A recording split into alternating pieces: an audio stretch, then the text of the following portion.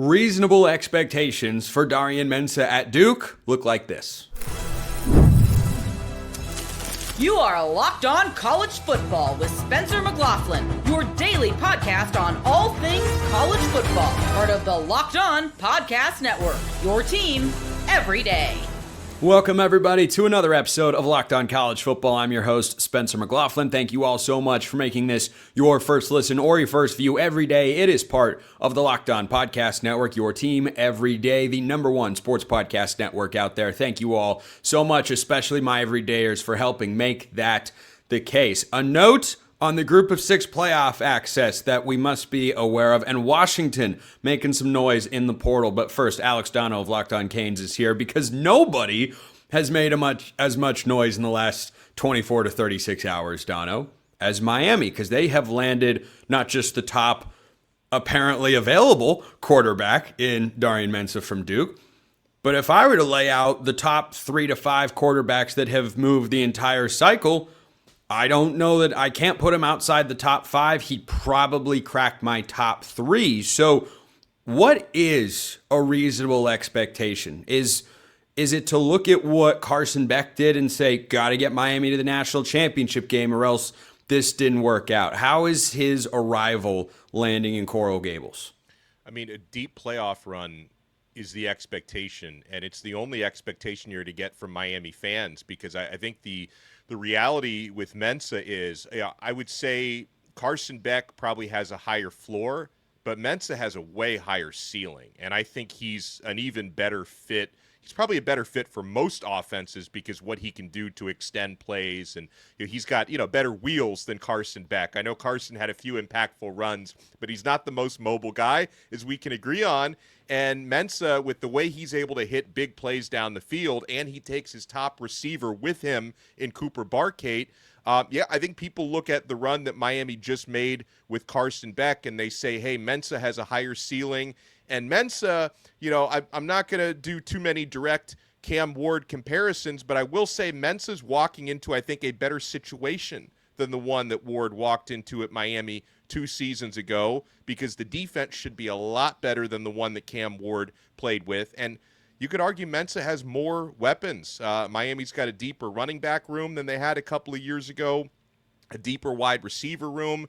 The offensive line may not be quite as good because it's younger than it was for the past couple of years, but the expectations are still high anytime you have a Mario Cristobal coach team. So it's like, it's really, really hard to get to the national championship game 2 years in a row. But I would say the realistic expectation for Mensah, with the talent he has around him, is to make a deep playoff run, and maybe Miami wins the ACC for the first time ever. Mensah just did that at Duke. The other reason I think it's fair to place lofty expectations on him is not just what he's going to get paid, which I presume is a lot, more than $4 million.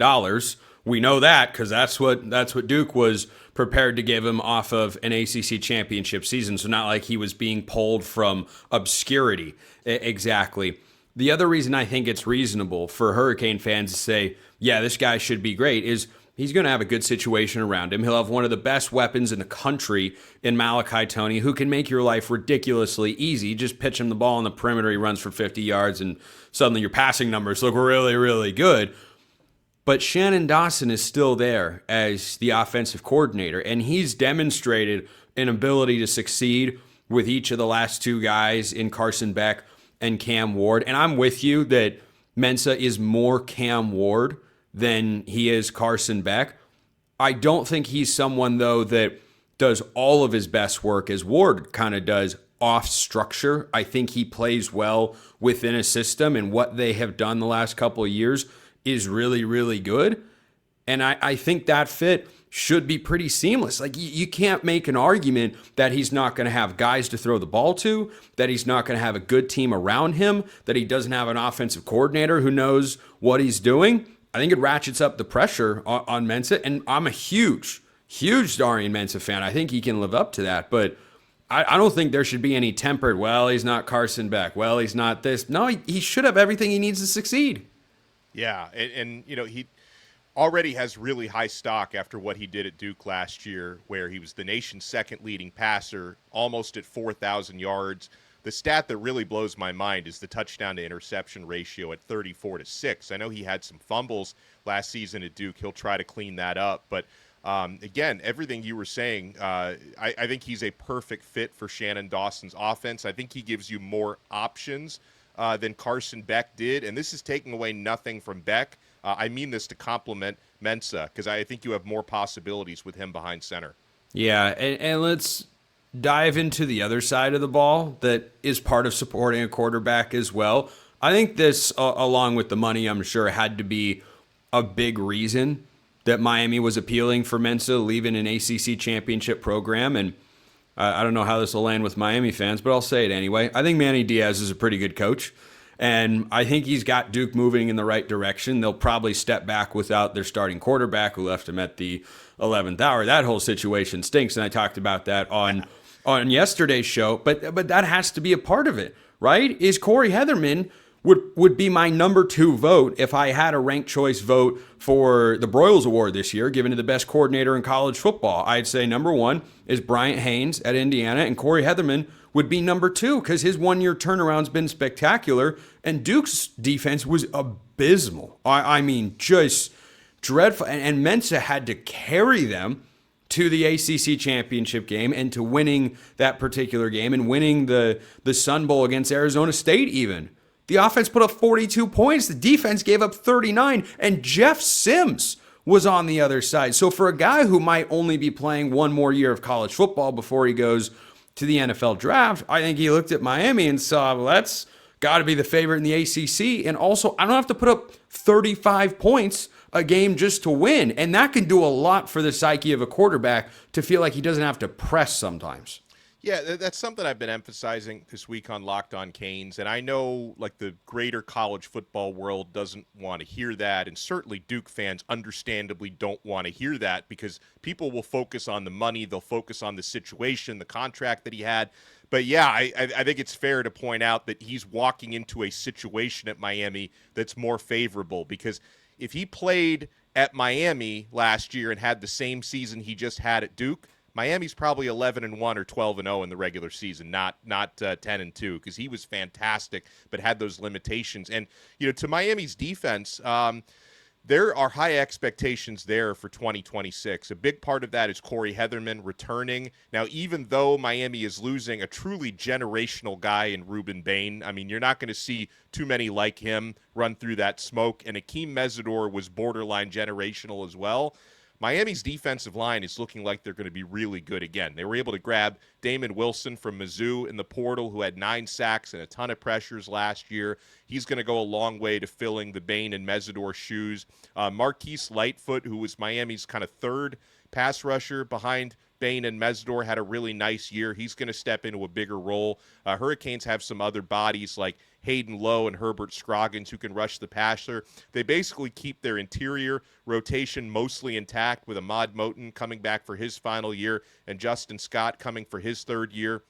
So, yeah, Mensah is walking into a situation, to take it full circle to your first question about the expectations. The expectations are going to be there because the defense should be very good, and the offense really, I mean, I think the hope for Miami fans, and this sounds like I'm just drinking all the hopium and all the positive thoughts on this one, but I think the hope would be you can have an offense like what they had in 2024 and a defense like they had in 2025, and Miami can really put all the pieces together in 26. Let me get you out of here on this question, Dono.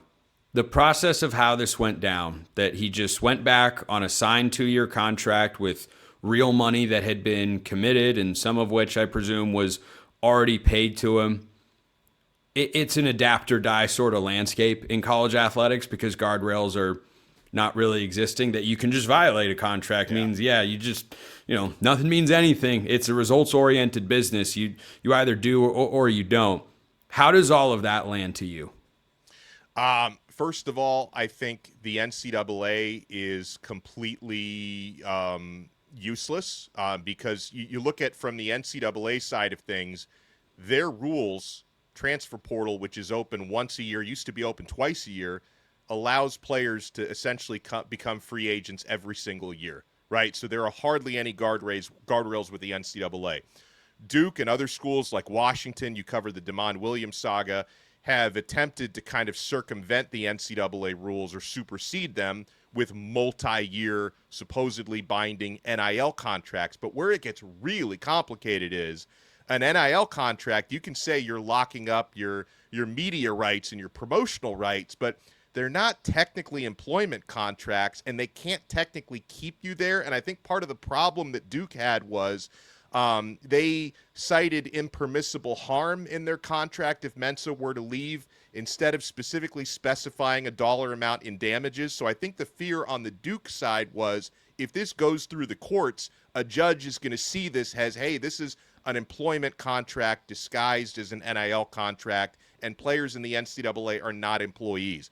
Obviously, from the Mensah point of view, if you took it to the courts, you risk losing and essentially being stuck at Duke. Also, the longer it drags out, the harder it's going to be to get enrolled in classes and get out to the practice field. So I think both sides had fears that they were going to lose, and they had motivation to settle. And I would imagine it was, like you said, a multi-million-dollar settlement. I don't know if we'll ever get the full disclosure on that. But, yeah, I mean, listen, there is massive impact on both sides. Sitting on the Miami side, it's easy for me to be happy and say this is a great day for Miami.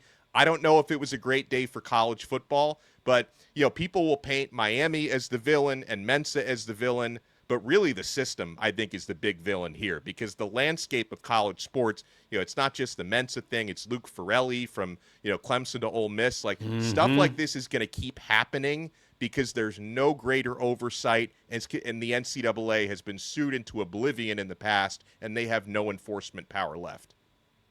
Well said. Alex Dono, Locked On Canes, always saying many things well. One of the best in the business. Did you know this about the group of 6 going to the playoff next year? I bet you didn't. Hi, everyone. I'm Kalia Butler, host of Locked On Women's Basketball, and this is Mazda's Women's Basketball Snapshot, celebrating the work no highlight reel can ever capture. The WNBA has released its 2026 schedule, featuring a 44-game regular season beginning on Friday, May 8th. The league's historic 30th season includes expansion teams Portland Fire and the Toronto Tempo, with opening weekend highlights such as Caitlin Clark and the Indiana Fever hosting Paige Beckers and the Dallas Wings, and a rematch of the 2025 finals between the Aces and the Mercury. In college hoops, South Carolina handed Vanderbilt its first loss of the season with a dominant 103-74 win. These moments are earned off the clock, those long before the lights ever come on. The sweat, the fakes, the doubt, the scrapes, and coming back for more every time. Mazda puts the same drive into every detail. Wins define the moment. Putting in the work, that defines you. There's more to a Mazda because there's more to you. So quietly, not just to you and me, but to those reportedly involved in these group of 6 playoff discussions, there has been a slight change to the selection criteria for the group of 6 team that will make the playoff. Now, for those of you that do not care for a group of 6 teams getting into the playoff at all, it's not going to go away, because there would be a subsequent antitrust lawsuit, and the Power Four would almost certainly lose on the grounds of exclusionary practices there.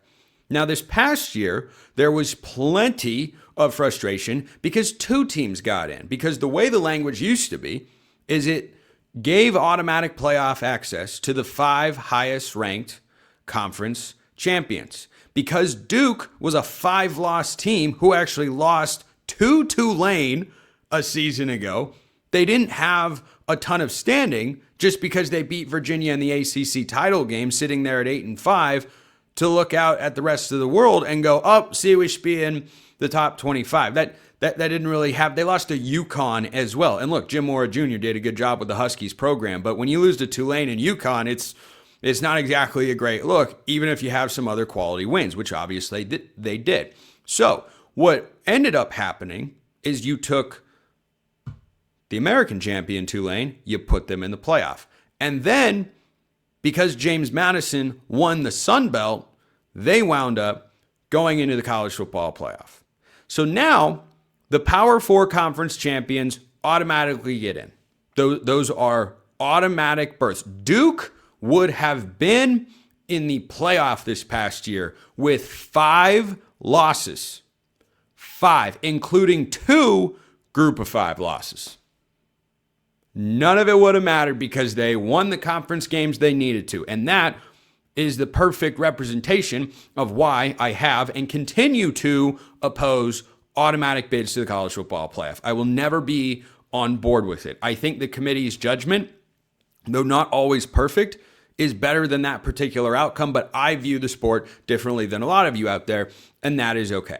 So what happens now for the group of 6 with this little language change is you don't actually have to be a conference champion.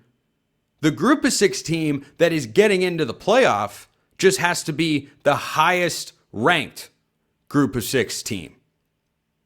A conference championship is obviously going to play a significant factor there. If this language, though, had been written this past year, but you didn't have the automatic berth for all the Power 4 champions, you may very well have had the 2 teams from the American Conference in the college football playoff in Tulane and North Texas. And I think this rule change, this little language tweak, and everyone that is below the Big Ten or SEC perceptionally is just kind of at the mercy of their, guiding these changes to the college football playoff structure. I think this is kind of the James Madison response, or if there had been a 12-team playoff back when Liberty got into the Fiesta Bowl, I think this is a response to that. Because stipulating that you have to be a conference champion removes the possibility of a team that doesn't have a particularly strong schedule, James Madison, being a group of 6 representative. And remember, this is going to have a new wrinkle in 2026 because you're going to have the rebuilt Pac-12 with their football playing schools in the fold. And their conference champion will merit serious consideration, I think far more than the Mountain West. I think you're looking at the Pac-12 and the American as the 2 best group of 6 leagues. I don't even know if that's particularly arguable going into this season. I mean, the Sun Belt, not that there aren't good teams in there. I'm not trying to tell you these conferences are all completely terrible. I think the Sun Belt and the Mountain West are a step below the top 2. So what this is really made to do, in my view, is protect a team who we view as the best group of 5 team or who has the best resume from being eliminated just because they lost a conference championship game. So let's take an example. Boise State. They've won 3 straight Mountain West championships. Now they go into the Pac-12.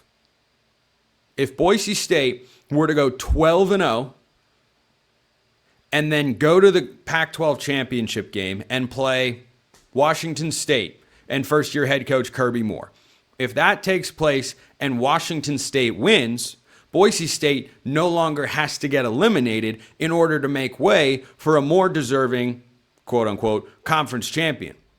Because really, that conference champion might actually be less deserving based on the season they've had, but they just have the conference championship. So this rule flew under the radar, and the fact that it didn't get a ton of publicity in the last week or so as all this stuff was coming out, I think it feels like they're trying to slide it under the rug. I actually don't think this is a bad idea at all.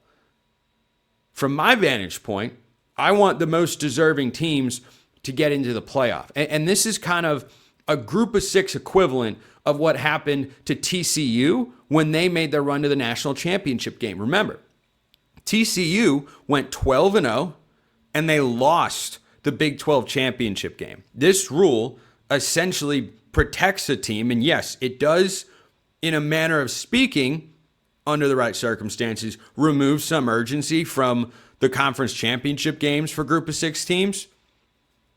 But adding a loss can still be weighted against another team winning a conference championship. But TCU lost that, and so if they had done that at the group of 5 level, but the committee looked at their resume and said, well, they still actually have the best resume, they've had a better season, than this group of 6 team over here that's a conference champion, but also, has 3 losses, one of which is really bad. And they haven't been very competitive against a Power 4 team this year. It allows for that little bit of leeway. So, pretty important thing to note. And I think this is a good idea. Sometimes the right sorts of changes get made. I'm more pro committee than most. Doesn't mean I think they do everything right. On this particular front, I think you're making the right move. And it's a rule, by the way, that I think only has upside. What's the downside of doing this? I don't know that there really is one. Because if a team that's bordering on making the college football playoff or not goes into its conference championship game and loses, well, now they're probably going to be punished for that. And a team that wins against another good group of 5 team can now leapfrog them there. So, important thing to note. There are also important things to note in the great city of Seattle. First, this episode is brought to you by our friends at Rocket Money. Let's be real. Managing your finances can feel overwhelming between subscriptions you forgot about, bills that keep going up, trying to figure out where all your money actually goes each month.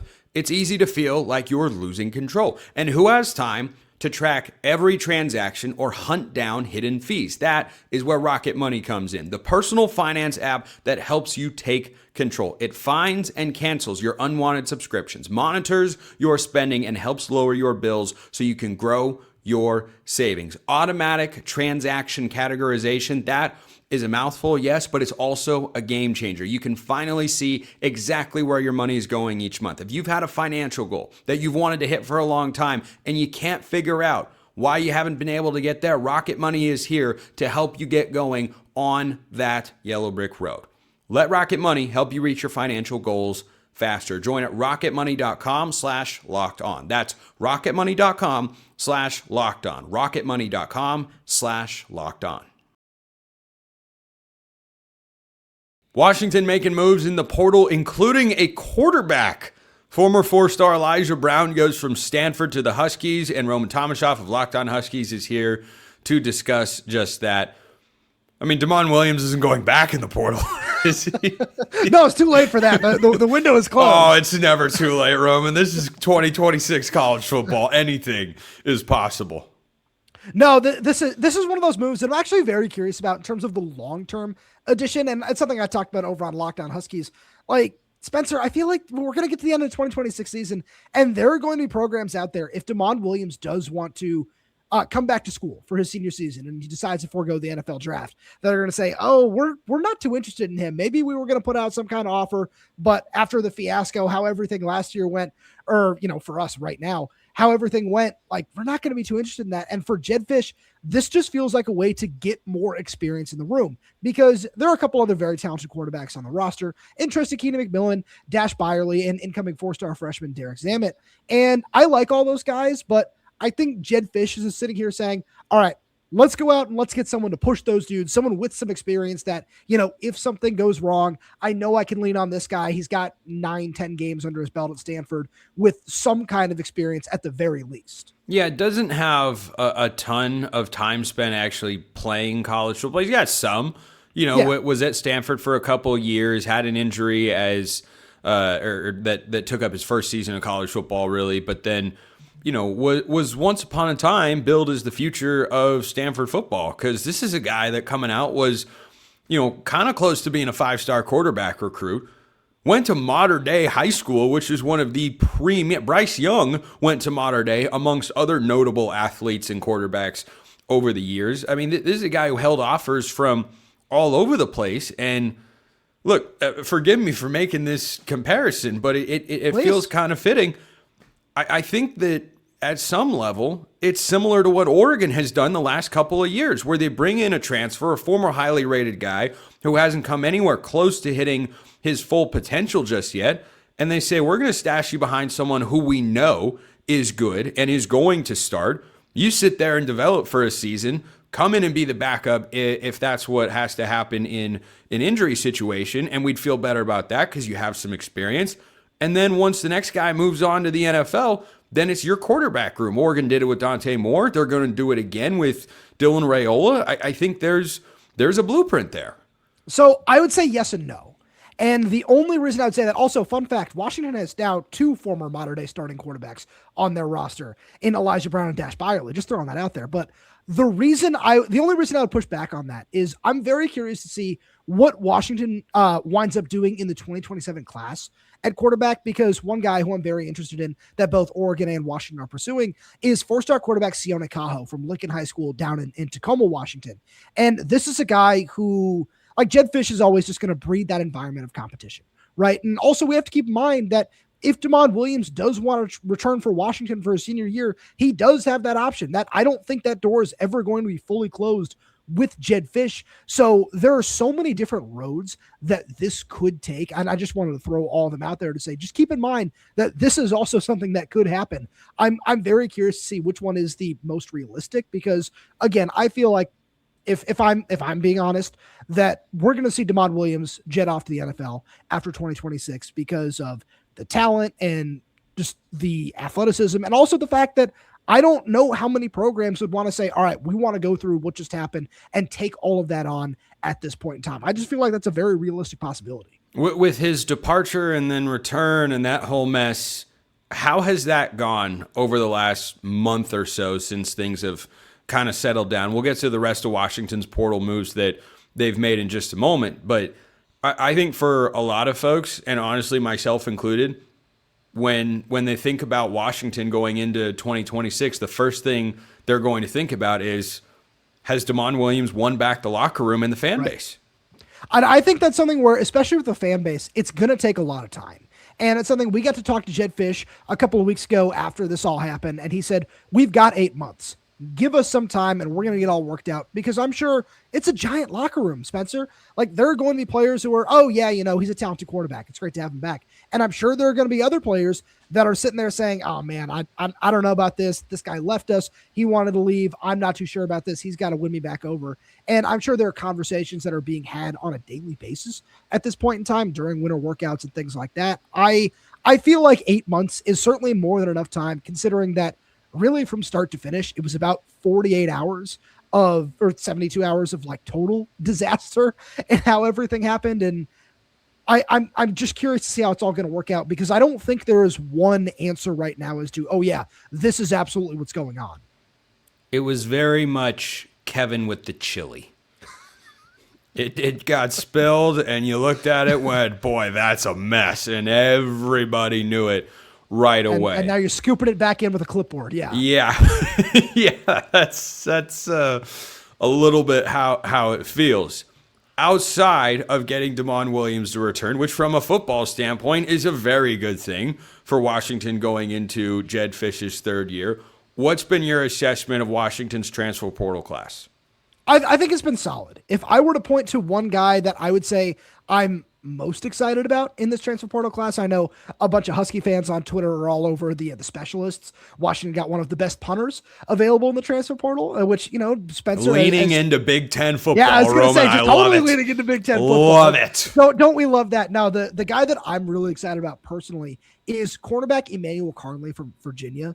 This is a dude who was very, very impressive there last year. And I think he fits perfectly what Jedd Fisch and secondary coach John Richardson, as well as defensive coordinator Ryan Walters, really want from corners. Big, long, aggressive in press coverage, really good in run support, can tackle really, really well. I think that he's someone who is going to step in very well after Washington is losing 2 starting corners from last season in Takario Davis and Ephesians Prysock. But the biggest thing is, I look at it and I think the defensive line is headed in the right direction, but I still want to see more, because they've added 3 defensive tackles in Darren Conley from Ball State, Deshaun Watts from Sacramento State, who was the highest graded run defender in either the FBS or FCS by Pro Football Focus last season, and Kai McClendon from Mississippi State, who was a true freshman starter in the SEC and then tore his ACL and didn't play in 2025, plus Logan George at Ohio State, who was really productive in 2024, yes, at a lower level at Idaho State, and then goes to the Buckeyes, gets hurt, plays like 20 snaps this past season. I really like this group.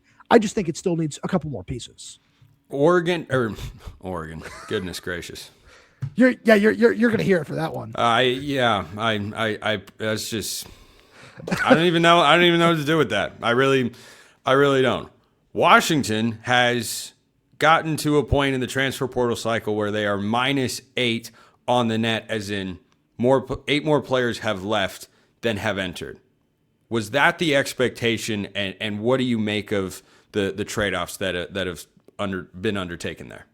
I wouldn't say that was the expectation. I'm not shocked that we have seen guys exit. There are like 3 or 4 players that I was like, oh, okay, this is going to be a loss. That one's going to be a loss. But for the most part, it was guys that were depth pieces or guys that were a really long way off from seeing the field in terms of the depth chart and everything like that. I fully expect for Washington to add 3 more pieces before it's all said and done. Is when we talked to Jedd Fisch a couple weeks ago, he said, okay, we have room for 6 more guys. Right now, that is the plan. And since then, we've seen 2 wide receivers come in BP Miller from Ohio State and Christian Moss from Kennesaw State, along with Elijah Brown, who we talked about a little bit earlier. I'm very curious to see what that's going to look like. I think all 3 of those spots need to be reserved for the defensive line, because you talk about the exodus, that's where we've seen most of it, where we've seen 6 guys graduate and 4 more enter the transfer portal. So that's where, or 5 more into the transfer portal, excuse me. I think that is just where we need to see the most in terms of additions of depth. I may be stumbling to the finish line on this show, but Roman Thomas-Schaaf of Locked On Huskies is definitely not. Appreciate everyone listening. I'll see you next time. And until then, hope you all have a wonderful rest of your day.